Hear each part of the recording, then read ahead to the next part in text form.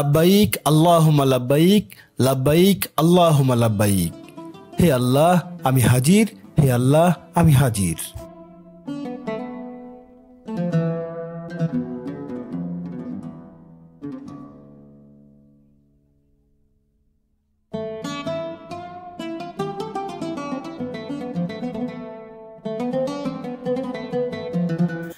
লাব্বাইক আল্লাহুম্মা লাব্বাইক, লাব্বাইক আল্লাহুম্মা লাব্বাইক। হে আল্লাহ আমি হাজির, হে আল্লাহ আমি হাজির। প্রতিটি ধর্মপ্রাণ মুসলমানের স্বপ্ন থাকে জীবনে একবার হলেও কাবা শরীফ তাওয়াফ করার, আল্লাহর ঘর বাইতুল্লাহ ছুঁয়ে দেখার। আমারও এমন স্বপ্ন ছিল। সেই স্বপ্ন যে এত দ্রুত পূরণ হবে তা কখনো কল্পনা করিনি। কায়মনা বাক্যে কাবা শরীফ তাওয়াফ করা কিংবা ছুঁয়ে দেখাটা একেবারেই স্বপ্নের মতোই ছিল আমার কাছে। প্রথমবারের মতো উমরা পালনের এই আবেগ, অনুভূতি আর এই অদ্ভুত ভালো লাগা প্রকাশ করার ভাষা একেবারেই আমার জানা নেই। এটা কেবল এখানে যারা আসবেন, কাবা ঘর তাওয়াফ করবেন, তারাই বুঝতে পারবেন। গভর্নমেন্ট ভিজিট ভিসায় সৌদি আরবে যাওয়ার সুযোগ হয়েছিল। 7 দিন ছিলাম বন্দরনগরী জেদ্দায়। সেখান থেকেই আজ আমরা যাচ্ছি মক্কা নগরীতে। জেদ্দা থেকে মক্কার দূরত্ব 84 কিলোমিটারেরও বেশি। মরুভূমির মাঝ দিয়ে বিশাল চওড়া হাইওয়ে ধরে আমাদের গাড়ি সাই সাই করে ছুটছে মক্কার দিকে। মক্কায় আমাদের নিয়ে যাচ্ছিলেন মানিকগঞ্জের মুশারফ ভাই। উনি 20 বছর ধরে জেদ্দায় বসবাস করছেন। মক্কার পথ ধরে যতই এগিয়ে যাচ্ছি ততই নিজের ভেতর অন্যরকম এক অনুভূতি কাজ করছিল।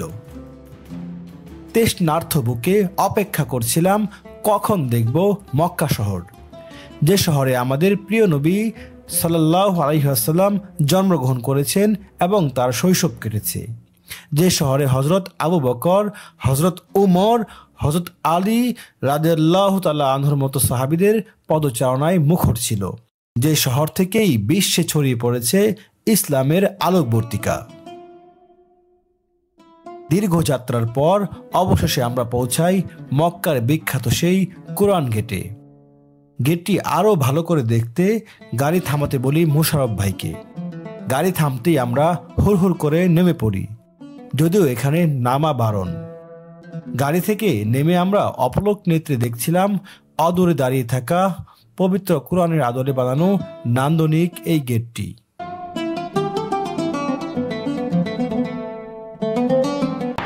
আলহামদুলিল্লাহ, আমরা সেই কাঙ্ক্ষিত লক্ষ্যে পৌঁছে যাচ্ছি প্রায়। আমি এখন যেখানে দাঁড়িয়ে আছি এটা হচ্ছে মক্কা নগরীতে, আমাদের সেই স্বপ্নের দেশ, স্বপ্নের নগরী, ঐতিহাসিক নগরী, ইসলামের নগরী। আমার পিছন দিকটা যা দেখতে পাচ্ছেন সেটা হচ্ছে সেই মক্কা নগরীর সেই বিখ্যাত পবিত্র কোরআন গেট।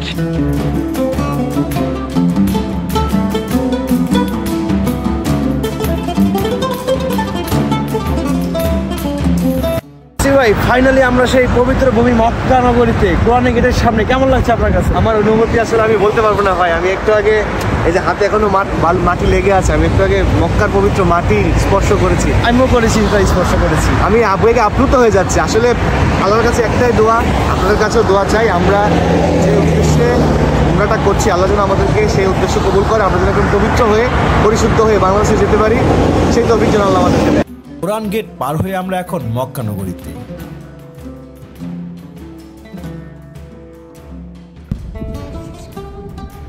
আসসালামু আলাইকুম।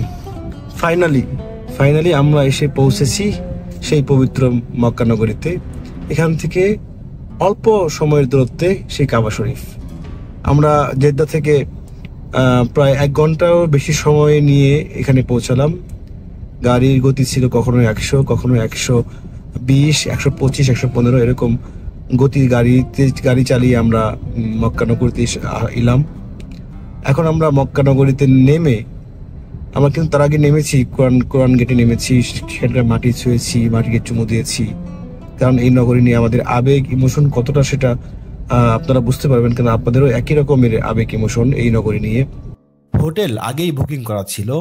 তাই হোটেলে ব্যাগ ব্যাগেজ রেখে মোশাররফ ভাইয়ের গাড়িতে করেই চলে যাই আয়েশা মসজিদে। এই আয়েশা মসজিদ থেকেই ইহরাম বেঁধে উমরার নিয়ত করতে হয়। এটি মূলত সৌদি আরবে অবস্থানরতদের জন্য ইহরাম বাঁধার স্থান। ইহরাম পরিধান করা উমরার প্রথম ফরজ। উম্মুল মুমিনিন হযরত আয়েশা রাদিয়াল্লাহু তাআলা আনহা এখান থেকে ইহরাম বেঁধে উমরা করেছিলেন। পরে এখানে একটি বিশাল মসজিদ গড়ে ওঠে। এই জন্য এই মসজিদটিকে হযরত আয়েশা রাদিয়াল্লাহু তাআলা আনহা মসজিদ নামে ডাকা হয়। এই মসজিদটির আরেক নাম হচ্ছে মসজিদে তানিম। এটি পবিত্র কাবা থেকে 5 কিলোমিটার দূরে আল হিল অঞ্চলে অবস্থিত। বিদায় হজের সময় হযরত রাসূল করিম সাল্লাল্লাহু আলাইহি ওয়াসাল্লাম হযরত আয়েশা রাদিয়াল্লাহু তাআলা আনহাকে তার ভাই হযরত আব্দুর রহমান রাদিয়াল্লাহু তাআলা আনহু এর সঙ্গে হারামের বাইরে এখান থেকে উমরার ইহরাম বাঁধার জন্য পাঠিয়েছিলেন। এটি বেশ বড়সড় মসজিদ। এখানে গোসল, ওযু ও কাপড় পরিধানের সুবিধা রয়েছে। আয়েশা মসজিদের 2টি মিনার ও 2টি গম্বুজ দূর থেকেই দেখা যায়। মসজিদটি খেজুর গাছ দ্বারা পরিবেষ্টিত। আপনি যদি সরাসরি বাংলাদেশ থেকে উমরার নিয়তে আসেন তাহলে ঢাকা এয়ারপোর্ট থেকেই ইহরাম বাঁধতে হবে।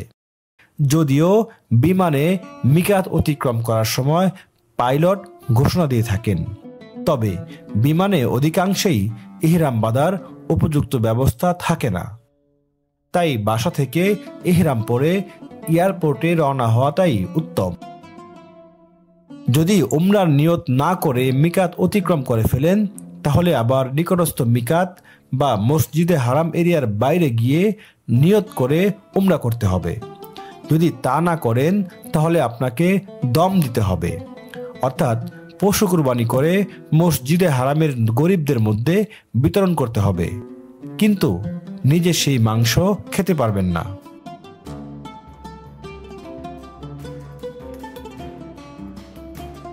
ইহরাম বাঁধার পর একটি বিষয় মাথায় রাখতে হবে। ইহরাম বাঁধা অবস্থায় টুপি বা এই জাতীয় কিছু পরা যাবে না। পায়ের গোড়ালি ঢেকে যায় এমন জুতাও পরা যাবে না। ইহরাম পরিধানের পর আতর ও সুগন্ধি লাগানো যাবে না। কোনো প্রকার ঝগড়া জাতীয় করা যাবে না। আয়েশা মসজিদে গিয়ে গোসল সেরে ইহরাম বেঁধে জোহরের নামাজ আদায় করে 2 রাকাত নফল নামাজ পড়লাম আমরা। এরপর উমরার নিয়ত করলাম, লাব্বাইক আল্লাহুম্মা উমরা, অর্থাৎ হে আল্লাহ, উমরাকারী হিসেবে আপনার দরবারে আমি হাজির। পুরুষদের উমরার নিয়ত জোরে জোরে পড়তে হয়। এরপর তালবিয়া পাঠ করতে হবে, লাব্বাইক আল্লাহুম্মা লাব্বাইক, লাব্বাইকা লা শারীকা লাকা লাব্বাইক, ইন্নাল হামদা ওয়ান নি'মাতা লাকা ওয়াল মুলক লা শারীকা লাক। তালবিয়া একবার জোরে পড়া শর্ত, এরপর মনে মনে পড়লেও চলবে। মসজিদে আয়েশা থেকে মসজিদে হারাম এলাকায় প্রবেশ করলাম আমরা। ততক্ষণে আসরের নামাজের ওয়াক্ত হয়ে গিয়েছে। মসজিদে হারামের বাইরেই আসরের নামাজ আদায় করলাম। এরপর পড়লাম জানাজার নামাজ। মসজিদুল হারামে প্রতি ওয়াক্তের ফরজ নামাজ শেষেই জানাজার নামাজ আদায় করা হয়ে থাকে। আসর ও জানাজার নামাজ শেষ করে কাবা শরীফের দিকে যেতে লাগলাম। 17 নম্বর গেট দিয়ে মসজিদে হারামে প্রবেশ করি আমরা। এই সময়টা হৃদয়ে আবেগের বন্যা উদ্দোলিত হচ্ছিল। ওথাল পাথাল ঢেউয়ে আন্দোলিত হচ্ছিল মন।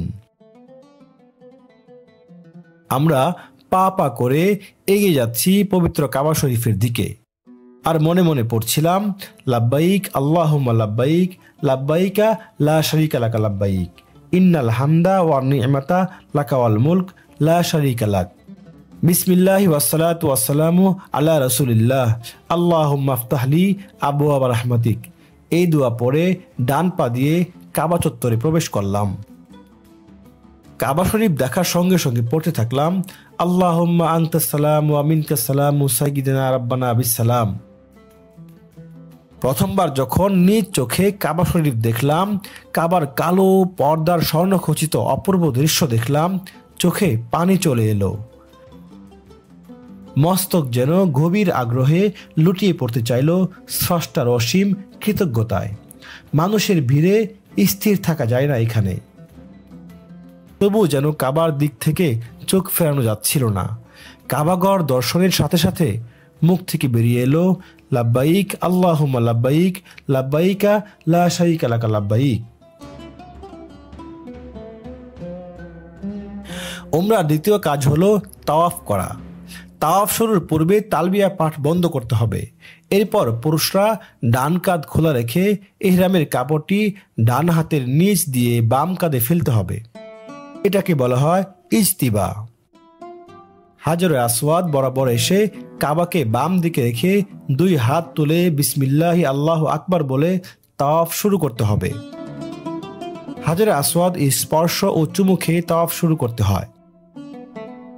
তবে ভিড়ের কারণে যদি হাজরে আসওয়াদ চুমু খেতে না পারা যায়, হাত দিয়ে স্পর্শ করতে হবে। স্পর্শ করতে না পারলে হাজরে আসওয়াদের দিকে মুখ করে হাত দিয়ে ইশারা করতে হবে এবং তাকবীর বলতে হবে।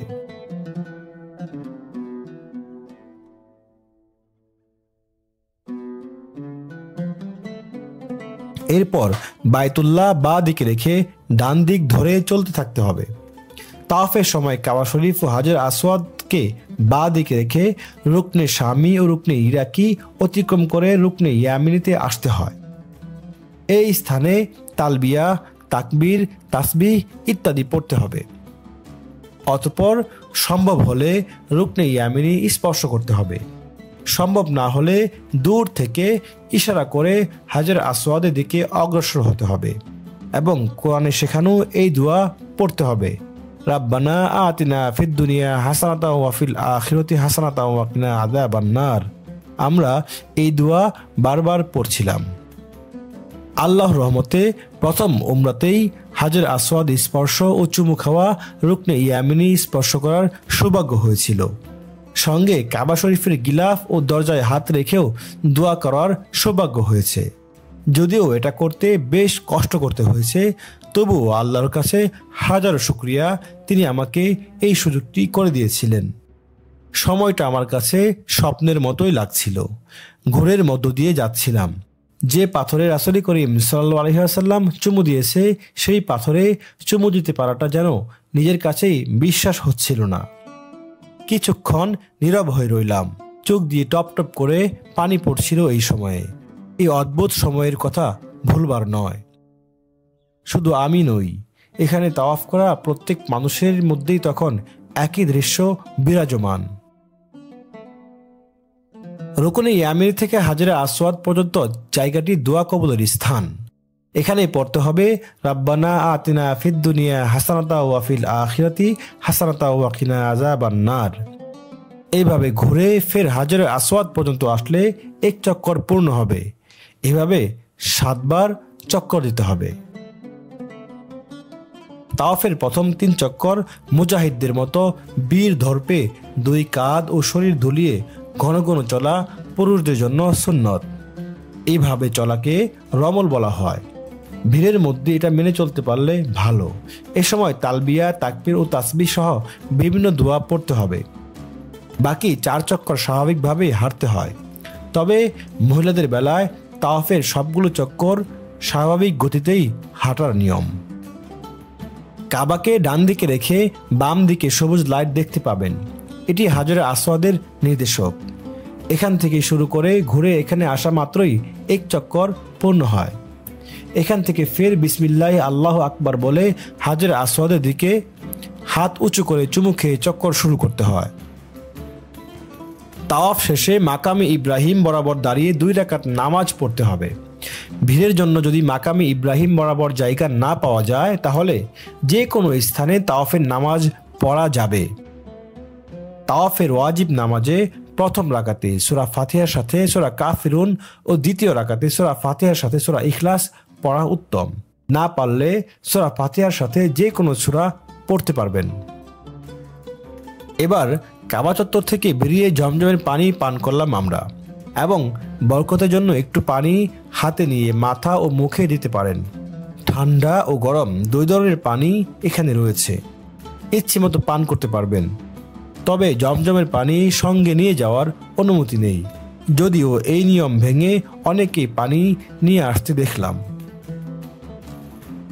জমজমের পানি দাঁড়িয়ে পান করতে হয় এবং পান করার সময় এই দোয়া পড়তে হয়, আল্লাহুম্মা ইন্নী আসআলুকা ইলমান নাফিয়া ওয়া রিজকিকা ওয়াসিয়া ওয়া শিফাআম মিন কুল্লি দাই, যার অর্থ, হে আল্লাহ, আমাকে উপকারী জ্ঞান দান করুন, পর্যাপ্ত রিজিক দান করুন, সব রোগের শিফা দান করুন। এরপর চলে গেলাম সাফা মারওয়ায় সাই করতে। এটি উমরার তৃতীয় ধাপ। সাফা মারওয়া পাহাড় দুটি কাবা শরীফের পাশেই অবস্থিত। সাই করার প্রথমেই সাফা পাহাড়ে উঠতে হবে। এ সময় পড়তে হবে ইন্না সাফা ওয়াল মারওয়াতা মিন শাআইরিল্লাহ। সাফা পাহাড়ে উঠলে কাবা শরীফ দেখা যায়। এ সময় কাবার দিকে ফিরে আলহামদুলিল্লাহ আল্লাহু আকবার বলতে হবে। এরপর কাবাকে সামনে রেখে 2 হাত তুলে দোয়া করতে হয়।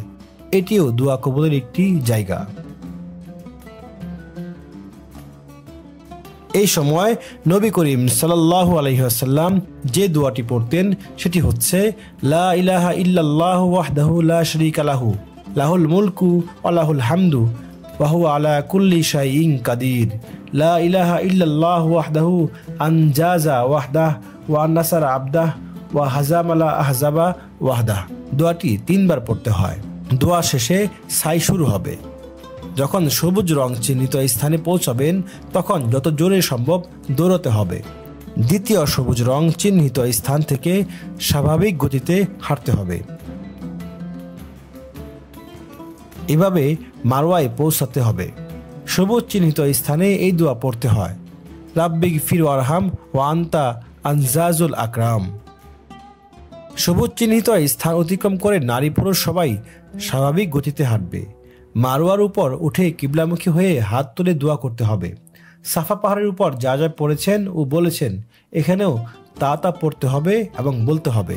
এরপর মারওয়া থেকে নেমে সাফার উদ্দেশ্যে হেঁটে যেতে হবে। স্বাভাবিকভাবে হাঁটার স্থানে হেঁটে পার হতে হবে আর দৌড়ানোর স্থানে দৌড়ে পার হতে হবে। সাফায় পৌঁছার পর আগে যা যা পড়েছিলেন সেই দোয়া মারওয়াতেও পড়তে হয়। এভাবে 7 চক্কর শেষ করতে হবে। সাফা মারওয়াতে 7 চক্কর শেষ করার পর পুরুষ হলে মাথা মুন্ডন করতে হয় অথবা মাথার চুল ছোট করতে হয়। মুন্ডন করলে মাথার সর্বাংশের চুল মুন্ডন করতে হবে। চুল ছোট করলে মাথার সর্বাংশের চুলই ছোট করতে হবে। মাথা মুন্ডন করা চুল ছোট করার চেয়ে উত্তম। নারীদের আঙ্গুলের এই কর পরিমাণ মাথার চুল কাটতে হয়। আমরা এবার যাচ্ছি মাথা মুন্ডন করতে। এই মাথা মুন্ডনই হচ্ছে উমরার সবশেষ ধাপ।